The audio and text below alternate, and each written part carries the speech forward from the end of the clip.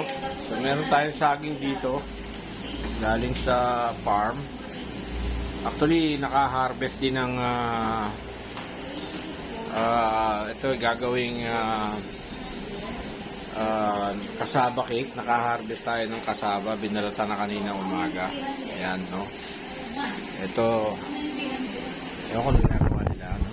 Ayan, no? Testing tayo yung produkto natin. Tapos yun, yung bibilad pa to, no? Yung banana chips.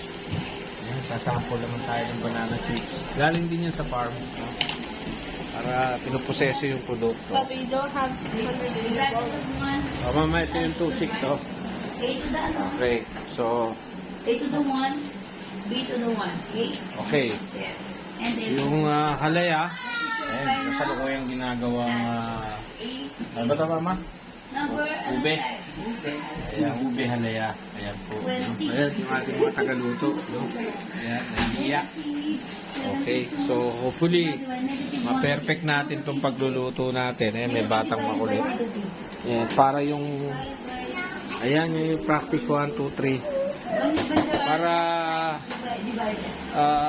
pagdating ng panahon, pag nakaka-harvest na tayo, may idea na tayo.